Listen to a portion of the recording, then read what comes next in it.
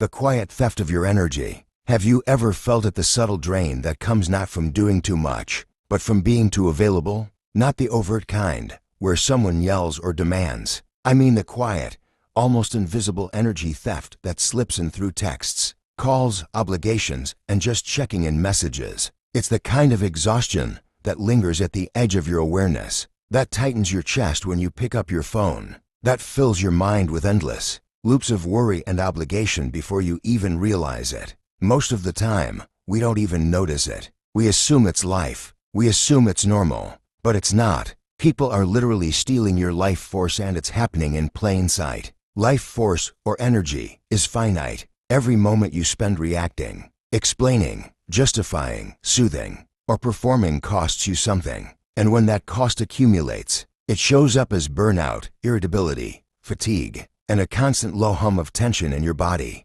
Yet we continue to give because society tells us we must. We are taught that caring means endless availability, that love is synonymous with sacrifice, that a yes is a virtue, even when it depletes us. And that is exactly what people who unconsciously or consciously feed on your energy rely on. Notice how some people never chase you, never ask for explanations, never argue, yet hold a certain power over you. And when you pull back, when you stop responding immediately, when you stop filling the gaps for them, they scramble. They feel the absence. That is not magic. That is human psychology. We value what becomes scarce. We take for granted what is always there. The instant availability, the automatic yes, the emotional labor performed without complaint. It becomes expected, not appreciated. And here's the first truth most people never consider. Your energy is your most valuable resource. Not your money, not your time, not your achievements, your energy. Every thought,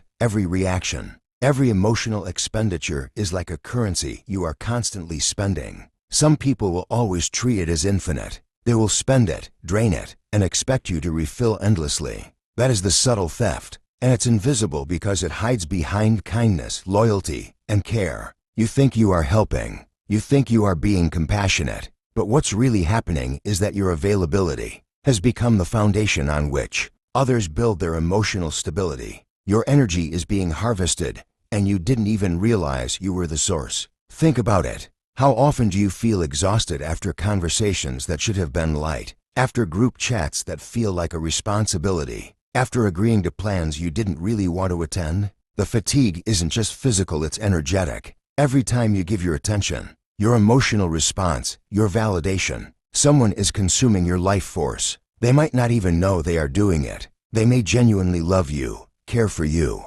or trust you, but unconsciously, you have trained them to rely on you, to take your energy as a given. And if you don't give it, if you resist the impulse to respond, they are forced to confront the absence. And that absence is powerful. This is why so many people live exhausted yet unseen lives. They are constantly giving, constantly available, constantly responding, not because it feeds them, but because it keeps others comfortable. They are the caretakers, the fixers, the go-to for emotional labor, the predictable source of calm, reassurance, or amusement. And in the process, they erase pieces of themselves. The more they give, the more they dissolve into what others need, forgetting who they are beneath all the roles. Let's bring clarity here. You are not your usefulness. You are not your availability. You are not the person who soothes everyone else's chaos at the expense of your own. When people love what you give more than who you are, they are connecting to a function, not a human being.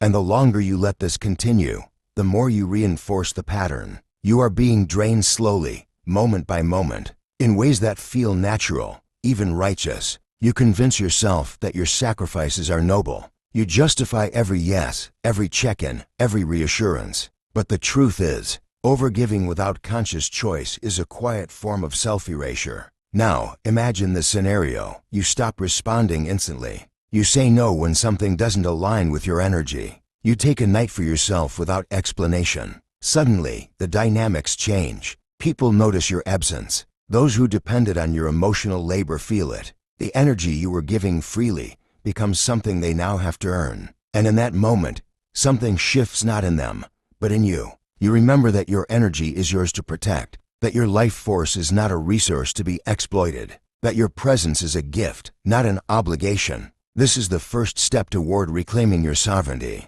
Recognizing the theft is different from reacting to it. Awareness comes first. Notice where your energy is being spent, who or what consumes it, and are you spending it consciously or simply out of habit, fear, or obligation? Begin to see the patterns. Notice the moments when you feel drained, resentful, or frustrated after giving. Those are your life force signals telling you, this is too much. This is not yours to give. And here's the paradox. Those who have learned to take your energy may resist your withdrawal. They may guilt, provoke, or criticize you for boundaries. They may mislabel your silence as coldness or selfishness. That is because your absence threatens the system they rely on. Silence becomes a mirror, showing them that they have been feeding off your life force, but it also mirrors something more important, the power you always had but never claimed. The power to decide where, when, and how your energy is spent. The power to stop being a source of constant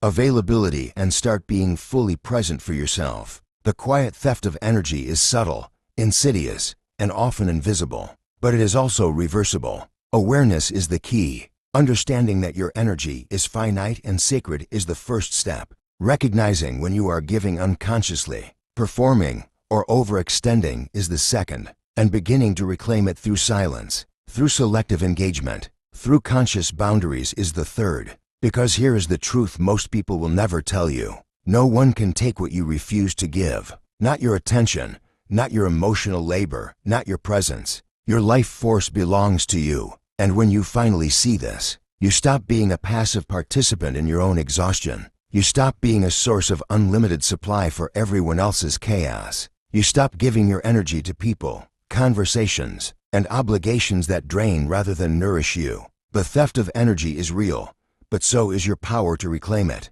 And the moment you choose yourself, the moment you protect your life force, something profound begins to shift, not just in your relationships, but in your entire life. You start living by your own rhythm. You start investing in people, situations, and actions that honor your energy. You begin to see that energy is not just about surviving, it's about thriving, creating, and living in alignment with who you truly are. And this is where the journey begins, recognizing the theft, understanding its subtlety, and taking the first conscious steps to reclaim what is rightfully yours. Because your energy is sacred, your life force is not negotiable, and the power to protect it is your birthright. Reclaiming your energy and setting boundaries. After you recognize that your energy has been quietly drained by others through demands, expectations, or unconscious manipulation, the next step is reclaiming it. This is not about revenge or shaming anyone. It's about realizing that your life force is finite, sacred, and yours to protect.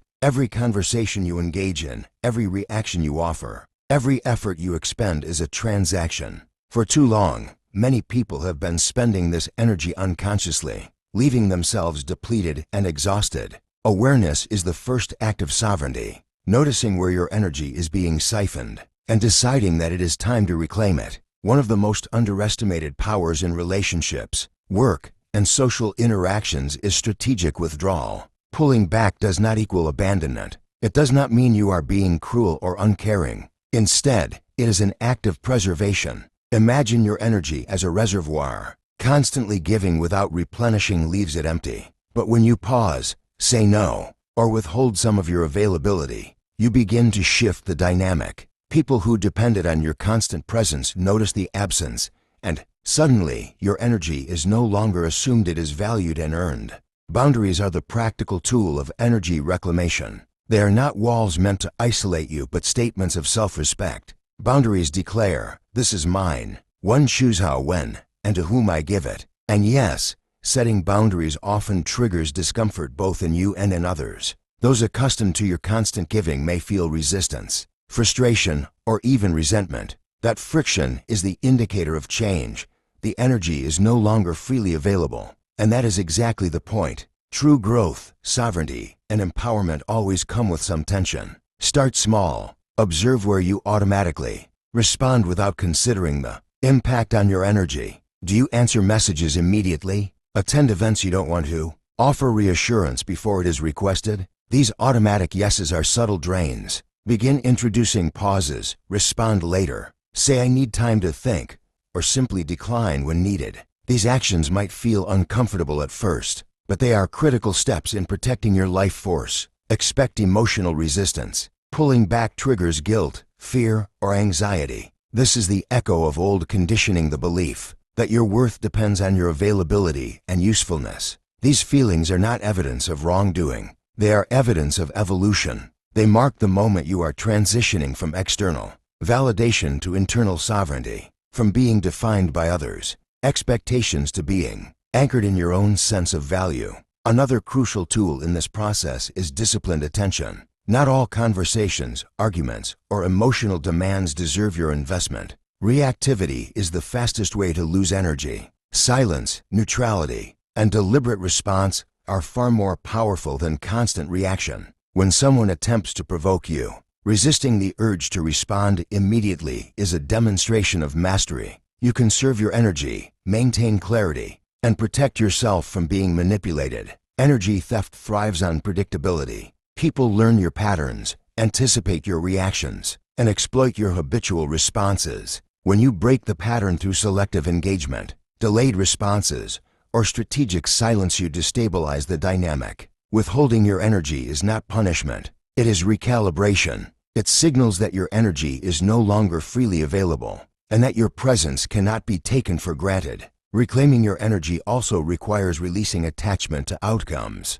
You cannot control how others respond to your boundaries. They may feel upset, frustrated, or even resentful. That is their process, not yours. Sovereignty is rooted in choosing yourself over appeasing others. And in this choice, true liberation begins. Sacred solitude is another essential practice. Pulling back isn't just about external space, it is about internal space. Moments of silence, reflection, and stillness reconnect you to your authentic frequency, your desires, and your inner power. Overgiving creates dependence, not intimacy. When you intentionally step back, you allow authentic relationships to flourish, where your presence is appreciated for who you truly are, not for what you provide. There's a subtle trap in overgiving, confusing helpfulness with love. Being the fixer, comforter, or problem solver can feel noble, but when given unconsciously or without consent, it becomes self-erasure. Your energy, freely given, can turn into someone else's entitlement.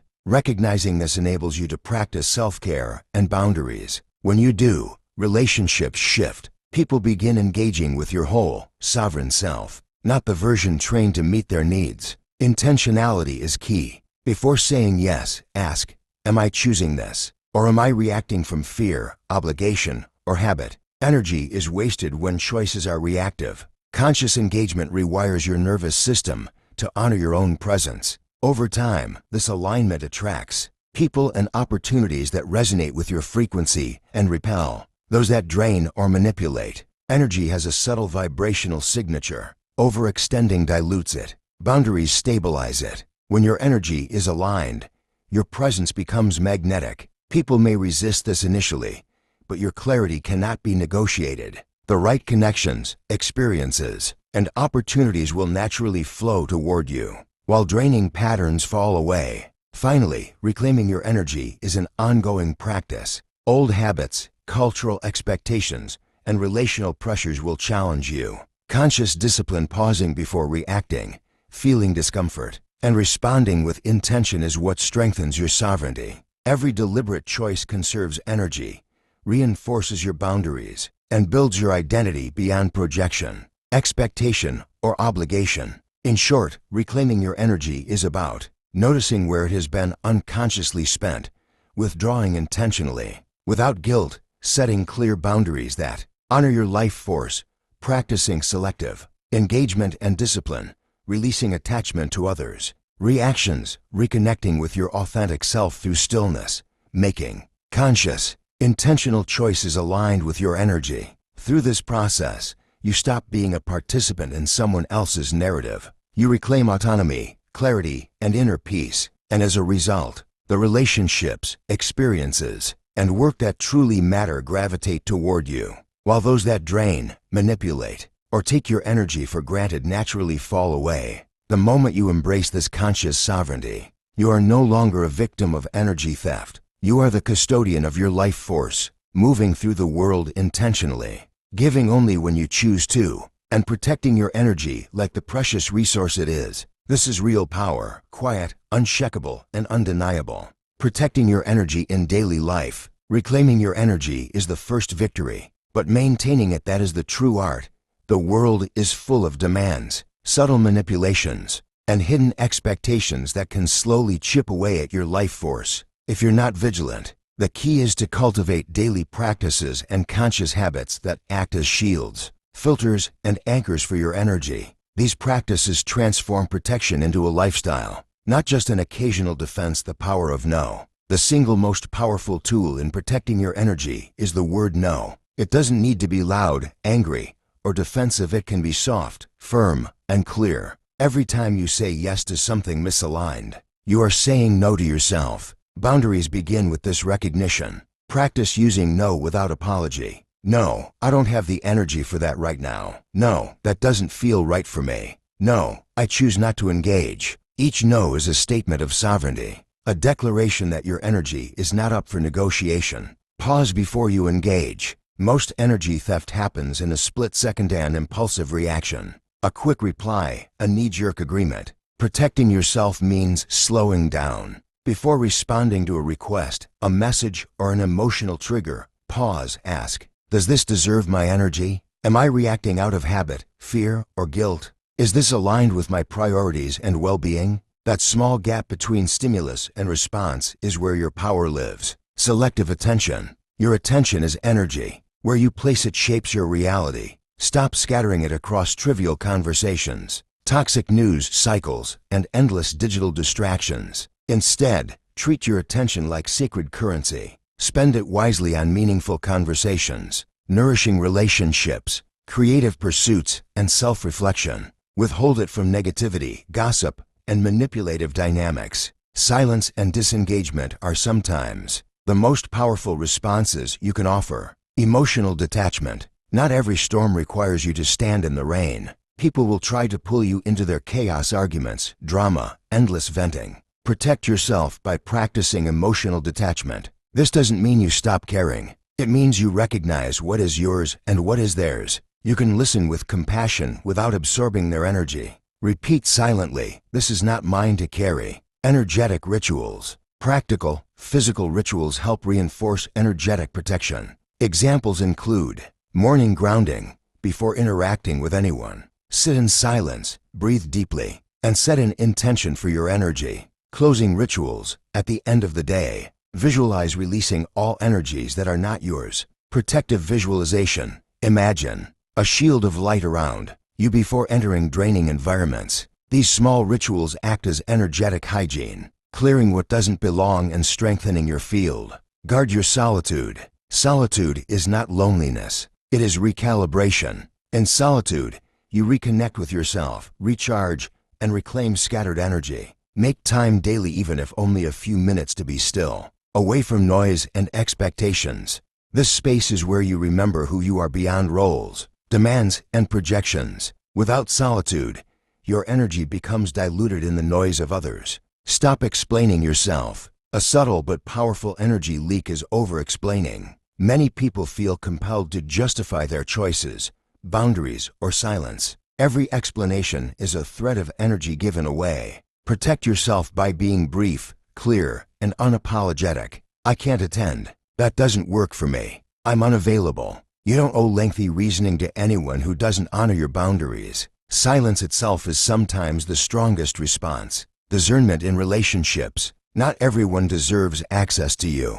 Protecting your energy means practicing discernment, recognizing which relationships nourish you and which ones drain you. Some people bring clarity, inspiration, and ease. Others thrive on chaos, neediness, or control. Learn to identify the difference and adjust your proximity accordingly. Intimacy should be reserved for those who respect and honor your energy. Detach from outcomes. Energy is wasted when you obsess over others' approval, reactions, or perceptions. Protect yourself by releasing the need to control outcomes. People may misunderstand your boundaries. They may resist your silence. They may judge your decisions. Let them. Their reaction is not your responsibility. True freedom is choosing your peace over their perception. Anchor in your body. Often, energy is stolen when you are disconnected from your body, living too much in your head, in other people's stories, in the past or future. Protect yourself by grounding in the present moment. Breathe deeply. Walk barefoot on the earth.